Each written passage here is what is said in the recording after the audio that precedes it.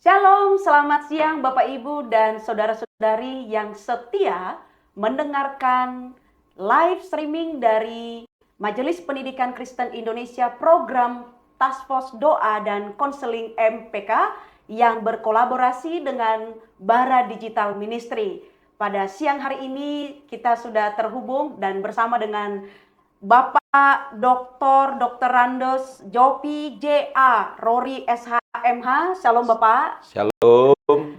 Yang pada hari ini yang menjadi narasumber kita akan berbincang-bincang bagaimana Tuhan menolong hambanya di dalam pelayanan selama terjun konteks pendidikan Kristen di Indonesia. Sebelum kita melanjutkan wawancara ini, marilah terlebih dahulu kita tunduk dalam pimpinan Allah Roh Kudus. Kita berdoa. Bapa di dalam surga, kami mengucap syukur ya Tuhan, waktu yang Engkau berikan bagi kami pada siang hari ini. Terima kasih penyertaan Tuhan yang terus memimpin langkah hidup kami, dan kami mengucap syukur kami boleh bersama-sama berkumpul khususnya bersama dengan Bapak Jopi pada siang hari ini, di mana akan sharing bagaimana Tuhan berkarya di dalam hidupnya selama pelayanan di dalam dunia pendidikan Kristen. Tuhan, Engkau berkati kami, berkati pembicaraan kami, dan biarlah hanya nama Tuhan yang ditinggikan, dipermuliakan melalui kesaksian hamba-Mu oleh Bapak Yopi. Terpujilah Engkau Tuhan, berkati juga jaringan yang kami gunakan, media yang kami gunakan, semuanya boleh berfungsi dengan baik bagi kemuliaan nama Tuhan. Terima kasih Tuhan, kami serahkan waktu ini di dalam nama Tuhan kami Yesus Kristus. Amin. Amin. Baik. Bapak Yopi, saya langsung saja mau bertanya-tanya tentang bagaimana Bapak terjun dalam dunia pelayanan konteks pendidikan Kristen. Apa yang menjadi pendorong utama Bapak memutuskan atau memilih untuk terjun dalam pelayanan pendidikan Kristen di Indonesia konteksnya ya Pak? Dan sejak kapan Bapak memulai pelayanan ini? Silakan Pak Yopi. Ya, Ibu Bena, selamat siang semua pemirsa yang ada di rumah. Selamat siang, Pak. Baik, tentunya ini merupakan satu pertanyaan yang indah dan bagus, merewind akan kehidupan pribadi saya. Kenapa saya tertarik dalam dunia pendidikan? Ini berawal dari semangat bahwa keberhasilan atau suksesnya seseorang tidak terlepas dari pendidikan. Ya. Namun harus kita sadari bersama bahwa dalam mencapai cita-cita pendidikan itu tidak juga dilancar-lancarkan. Ya. Kebetulan dalam kehidupan keluarga kami, saya memiliki saudara 6. Wow. Nah, dengan 6 keterbatasan orang tua sebagai pegawai negeri sipil aja membuat perjuangannya berat gitu ya. Sehingga saya terdorong bagaimana untuk saya menyelesaikan pendidikan dengan satu tidak membebani kepada orang tua. Sehingga sejak dari kecil, katakanlah SMP, bagaimana saya harus membantu keluarga. Nah, dalam membantu keluarga ini saya melihat situasi dunia bahwa di sekitar kehidupan manusia itu memang memiliki kekuatan yang nilainya keberhasilan itu di pendidikan. Ya. Tapi sebelum mencapai pendidikan ini, saya tentu memiliki latar belakang orang Kristen, gitu ya. Nah, dengan saya memiliki latar belakang orang Kristen dan memang semangat belajarnya luar biasa, karena pada waktu sekolah sejak dari SD, SMP, SMA ada satu kado yang saya titip kepada orang tua, yaitu membalas budi baik mereka bukan dengan uang ataupun dengan hal-hal yang lain, tapi membalas budi orang tua dengan perjuangan mereka, yaitu dengan nilai raport yang cukup baik, bahkan sangat baik, sehingga juara-juara. Dan akhirnya satu pengalaman yang paling indah yaitu pada waktu saya harus lulus SMA. Nah, sebelum lulus SMA saya kelas 2 itu ditangkap Tuhan Yesus. Ya, saya mengenal pribadi Tuhan Yesus pada waktu kelas 2 SMA. Masih usia sangat muda ya. Tepatnya tanggal 7 Juli 1978, saya baru merasakan bagaimana saya harus lahir kembali. Harus lahir baru, dalam arti intinya saya harus menerima Tuhan Yesus sebagai Tuhan dan Juru Selamat. Ya. Walaupun selama tingkat SD, SMP, dan SMA itu sudah kado-kado baik ini saya tunjukkan kepada orang tua. Nah, dari kelas 2 itu saya melayani lewat satu lembaga yang namanya Lembaga Pelayanan Mahasiswa Indonesia, Perwakilan Sulawesi Utara, Perwakilan Manado. Nah, disitulah saya mulai giat pelayanan 78, 79, 80 gitu ya. Nah, dari situ saya terpanggil dengan kekhawatiran orang tua karena sekian persen kehidupan saya selain saya sekolah, saya memberi diri dalam pelayanan. Sehingga kalau anak-anak sekolah itu libur, mereka dalam konteks yaitu mungkin libur dengan keluarga dan lain-lain, saya libur dalam pelayanan. Jadi saya melayani bersama lembaga ini, gitu kan, yang kita kenal High School Life dan Leadership Training Course gitu kan. Saya terlibat sehingga liburan itu saya melayani Tuhan.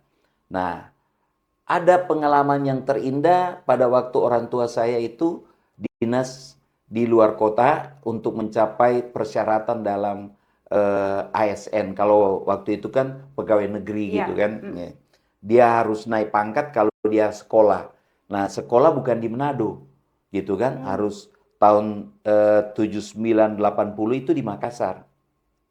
Saya dapat laporan, suratnya orang tua. Waktu itu kan belum ada seperti sekarang WA dan lain-lain kan.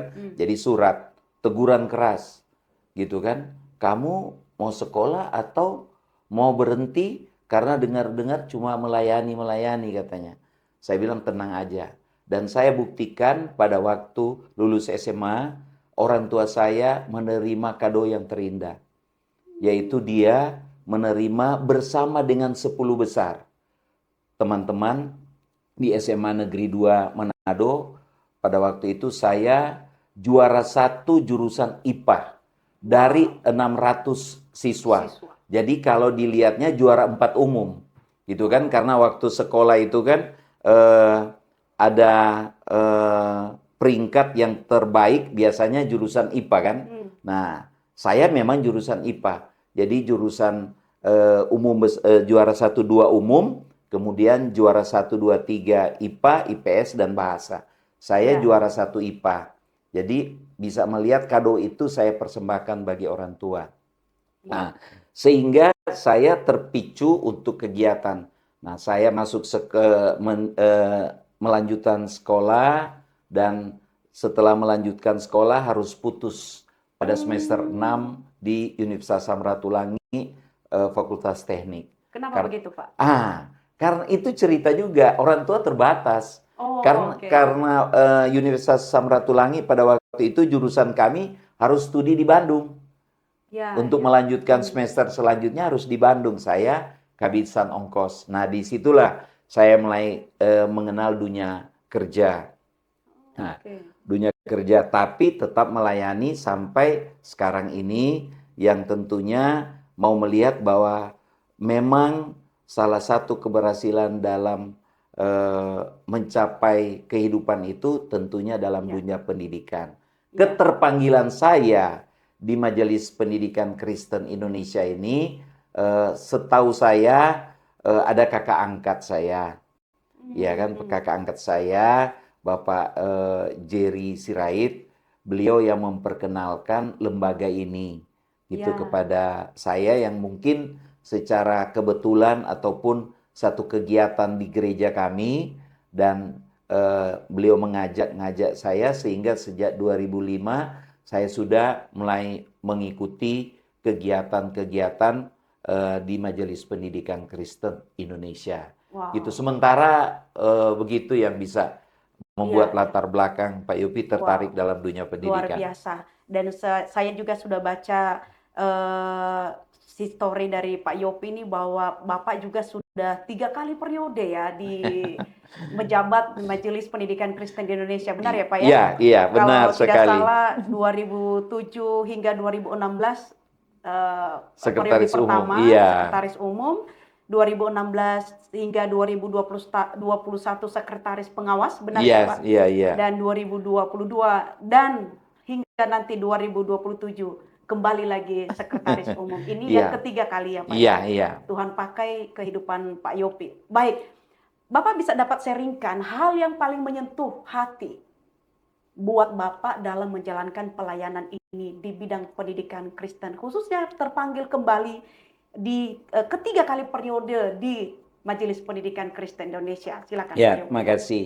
Eh, Keterpanggilan saya tadi memang ada kerinduan memang Ya, mengenal dunia pendidikan ya, karena keberhasilan studi saya itu sampai sekarang ini dia bahkan memiliki latar belakang dosen sekarang ini, ya, gitu kan? Tentunya ada suka duka gitu ya. Bagaimana keterpanggilan saya dalam dunia pendidikan itu memang saya memiliki kerinduan gitu ya dalam pelayanan dunia pendidikan. Nah, yang saya menyentuh sekali tentang dunia pendidikan khususnya ya, pendidikan Kristen ya, gitu kan, khususnya pendidikan Kristen sejak saya menjabat sekretaris umum, ya. keprihatinan yang terjadi bahwa kita harus mengetahui pendidikan Kristen sudah ada sebelum Indonesia merdeka. Jadi sebelum ada Indonesia merdeka sudah Sudah ada. ada. Jadi bagaimana Belanda punya kepedulian tentang pendidikan. Ya, ya. Selain misi penginjilan yang ada di Indonesia, tapi pendidikan walaupun dia menjajah bangsa Indonesia, Ya. dia sudah peduli tentang pendidikan, gitu kan? Nah, dalam periode saya ini saya sangat tersentuh bagaimana para stakeholder, bagaimana tokoh-tokoh pendidikan Kristen lebih dahulu Ya. eh, punya kepedulian yang luar biasa sehingga keterpanggilan pada waktu 2007 saya terpilih. Nah, di situ menyentuh saya harus membenahi khususnya untuk kita ketahui bahwa selama pendidikan Kristen di Indonesia ini sebelum periode kami Ya. itu ada bantuan-bantuan dari luar negeri. Jadi untuk PAUD misalnya, Ya. kepedulian tentang PAUD ini sudah ada sebelum kami pengurus bahwa ada bantuan dari luar negeri misalnya dari Belanda, dari Jerman, Ya. dan dari negara donatur sehingga majelis pendidikan pada waktu sebelum saya ini dan kepengurusan kami itu ada memang dana khusus untuk pendidikan. Nah, sementara pada waktu di periode kami khususnya di periode 2007 sampai 2010 Ya. donatur yang selama ini menunjang kami, dia sudah memberikan batas waktu bahwa sebenarnya 2008 itu sudah selesai. Donasi-donasi dari Jerman, dari Belanda gitu kan. Ya. Nah, namun dalam permohonan kami memohon sampai 2010. Nah, dari situlah yang sangat kami gumuli yang mana gini. Kalau dilihat dengan situasi kondisi yang pada waktu itu dia, tentunya pembiayaan kami ini dia 1 tahun cukup, Ya. gitu kan? Waduh, tahun berikutnya bagaimana? Ya, benar. Nah, tapi Tuhan itu luar biasa.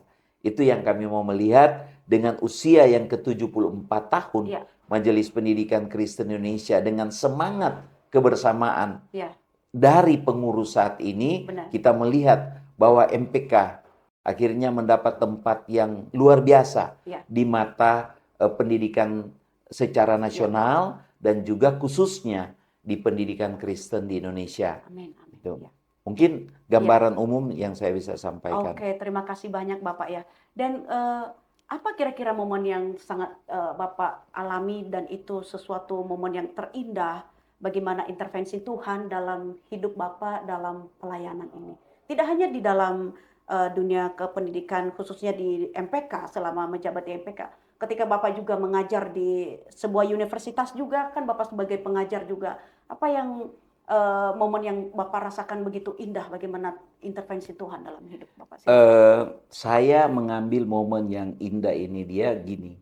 Ternyata melayani Tuhan, di dalam kehidupan saya khususnya, bagaimana saya merasakan itu berkat ada. Yes. Ya kan? Berkat itu luar biasa. Itu yang saya rasakan. Kenapa saya bilang saya rasakan? Bahwa di saat saya dipercayakan sebagai pengurus Majelis Pendidikan Kristen Indonesia Sekum, sementara usaha yang saya kerjakan juga pada waktu itu dia luar biasa berkatnya. Yeah. Jadi sejalan bahwa mengikut Tuhan, gitu, melayani Tuhan, dimanapun itu kita pasti diberkati. Amin. Nah, di lain sudut, di dalam perjalanan kehidupan melayani Tuhan, tentunya tidak semuanya dinamika itu merasakan senang. Yeah. Walaupun secara pribadi saya sudah boleh merasakan itu ya, bagaimana campur tangan Tuhan di dalam saya melayani dan juga di mana saya diberkati dalam usaha dan pekerjaan. Nah, yang saya rasakan paling indah di dalam kehidupan melayani Tuhan, bagaimana kehidupan saya itu boleh menikmati syukur yang Tuhan berikan, yaitu berkat-berkat yang boleh saya bagikan kepada dunia pendidikan, khususnya pada waktu periode-periode di luar 2022 ini gitu. Iya, benar. Oke, baik Bapak, terima kasih banyak. Pak Yopi, selama melayani apakah ada tantangan yang ini merupakan tantangan yang terberat yang Bapak alami ya?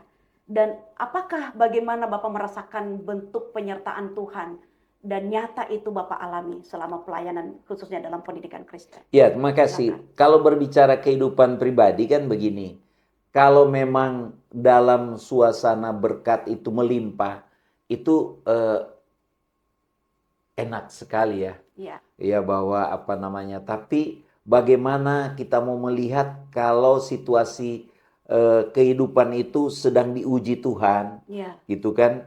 Nah, saya mengambil nilai positif gitu ya, bahwa bersyukur itu harus setiap saat.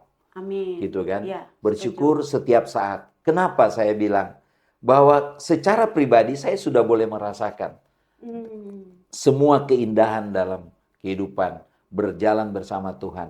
Nah, apabila dalam pergumulan yang dialami sebagai anak Tuhan yang sudah merasakan cinta kasih dan kemurahan Tuhan, gitu kan? Nah, yang saya mau sampaikan bahwa kalau saat ini dalam situasi kondisi setiap kehidupan khususnya saya harus bersyukur terekspresi dalam kehidupan saya bahwa saya merasakan sukacita, kebahagiaan. Ya kan? Hampir tidak terlihat suasana pergumulan atau suasana dalam kehidupan sehari-hari, dalam pergumulan ataupun dalam hal-hal yang ya bahasa sehari-hari susah. Tapi saya sadari bahwa setiap saat harus mengucap syukur. Nah, dalam ucapan syukur itulah saya merasakan cinta kasih sayang Tuhan yang sampai hari ini saya merasakan berkat. Puji Tuhan. Amin. Puji Tuhan Pak Yopi, luar biasa yang menjadi penekanan dalam perjalanan hidup Pak Yopi. Tuhan begitu indah, luar biasa merancang dengan begitu baik, berkat-berkat melimpah dan Pak Yopi sudah menikmati semuanya itu dengan terus mengucap syukur kepada Tuhan. Dan biarlah ini juga boleh mendorong kita, setiap kita para pendidik di luar sana, tenaga pendidik yang saat ini terjun dalam dunia pendidikan, konteks pendidikan Kristen Indonesia, kita melayani jiwa-jiwa. Benar ya Pak ya? Iya. Dan upahnya tersendiri itu pasti sudah Tuhan siapkan untuk setiap kita. Nah Pak Yopi, dari akhir dari pembicaraan pada siang hari ini, apa yang menjadi closing statement Bapak yang mau Bapak sampaikan kepada anak-anak Tuhan di luar sana yang juga memiliki kerinduan dalam hati untuk melayani Tuhan, baik itu dalam pendidikan di sekolah formal atau juga di pendidikan yang ada di gereja, bisa juga termasuk. Silakan Pak Yofi. Ya, makasih para pemirsa yang terkasih begini, bahwa ada anekdot yang harus kita luruskan dalam pelayanan kepada Tuhan kita Yesus Kristus. Kelihatannya kan orang atau anekdot yang keliru ini dia bahwa melayani Tuhan itu harus jadi pendeta atau jadi guru agama, gitu kan? Nah, sementara yang terpanggil begitu di catatan firman kan tidak tertulis begitu. Betul. Pergilah kamu, jadikanlah sekalian bangsa menjadi muridku, gitu kan? Jadi dalam closing statement ini saya mau sampaikan bahwa marilah kita bersama-sama melihat bahwa masa depan anak-anak kita bukan hanya dengan secara etika atau moral yang kita dapat dari firman Tuhan secara pelayanan gerejawi yang kita kenal dengan pelayanan harus jadi pendeta, harus jadi pastor atau jadi guru agama. Tapi marilah kita melihat setiap di mana kita ditempatkan, di situ kita menjadi garam dan terang dunia, gitu kan? Setuju. Sehingga apa yang mencerminkan kehidupan kita, apa yang kita bawa di dalam kehidupan kita maupun dalam pelayanan kita, khususnya saya mau menyampaikan kepada rekan-rekan guru ataupun rekan-rekan yang peduli tentang pendidikan Kristen, gitu kan? Talenta yang Tuhan titip kepada kita, mari kita pakai untuk mengabarkan kerajaan Tuhan lewat apa? Misalnya saya memiliki kemampuan di MIPA, ya kan? Di matematika dan ilmu pengetahuan alam, gitu kan? Kimia, fisika, biologi. Jadikanlah tempat kemampuan kita mengabdi itu pelayanan, bahwa hadirnya Tuhan di tempat itu. Nah, sehingga kita mencerminkan, oh begini, bahwa anak-anak Tuhan. Nah, panggilan ini tentunya harus jadi orang-orang yang sudah merasakan diselamatkan. Amin. Panggilan ini harus kita sama-sama kerjakan. Nah, sebagai closing statement tentang pelayanan kami di Majelis Pendidikan Kristen, tentunya tidak akan tercapainya misi Tuhan, yaitu kita khususnya periode kami ini bagaimana kami mentransformasikan, gitu kan, dan akhirnya menjadi anak-anak yang beriman kepada Tuhan kita Yesus Kristus misalnya.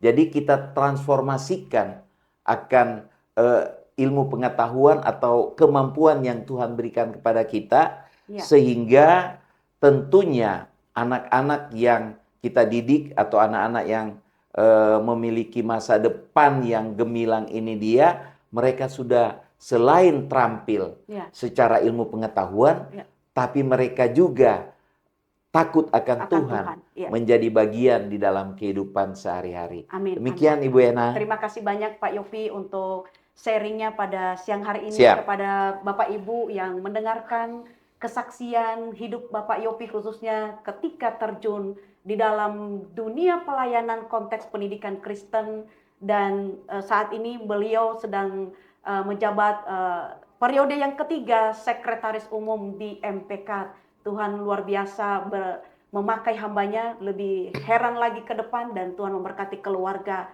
serta anak yang saat ini masuk kelas 3 SMA ya Pak ya? Baik, Bapak Ibu dan Saudara, sebelum kita mengakhiri siaran pada siang hari ini, marilah kita terlebih dahulu kita kembalikan semuanya ini bagi kemuliaan nama Tuhan, dan kita berdoa. Silakan Bapak Yopi untuk memimpin kita di dalam doa. Mari kita berdoa. Bersyukur ya Tuhan, bahwa pertemuan kami pada siang ini bukan secara kebetulan, tapi Tuhan hadirkan kami semua, khususnya juga para pemirsa dan para pendengar akan live streaming ini. Kami bersyukur ya Tuhan, tidak ada kesempurnaan yang kami miliki, selain yang sempurna adalah milik Tuhan. Apabila kami sudah membagi akan kehidupan kami, benar adanya yang terjadi di dalam kehidupan khususnya hamba-Mu ini, dan boleh memberkati untuk kita semua. Kami mau berdoa Majelis Pendidikan Kristen di Indonesia, khususnya tim Task Force Doa, bekerja sama dengan Barah. Biarlah Tuhan menjadi berkat setiap apa yang kami perkatakan, dan juga menjadi kekuatan di dalam kami melayani di Majelis Pendidikan Kristen. Terima kasih untuk tim yang sudah terlibat. Terima kasih untuk semua berkat yang kami sudah terima. Diberkati untuk setiap orang, untuk siap memberkati bagi orang-orang lain. Dalam nama Tuhan kami, Yesus Kristus, kami berdoa dan bersyukur kepadamu. Amin. Amin. Baik, terima kasih Bapak Yopi untuk sharingnya sekali lagi dan sudah mendoakan pelayanan kita, khususnya Task Force Doa dan Konseling MPK yang berkolaborasi dengan Bara Digital Ministry. Dan Bapak Ibu Saudara sekalian, kita akan bertemu lagi di live streaming selanjutnya di minggu-minggu yang akan datang. Dan saya Benalia Hulu, Bapak Yopi, dan juga rekan-rekan yang ada di belakang layar mohon undur diri. Selamat siang, Tuhan Yesus memberkati. Shalom.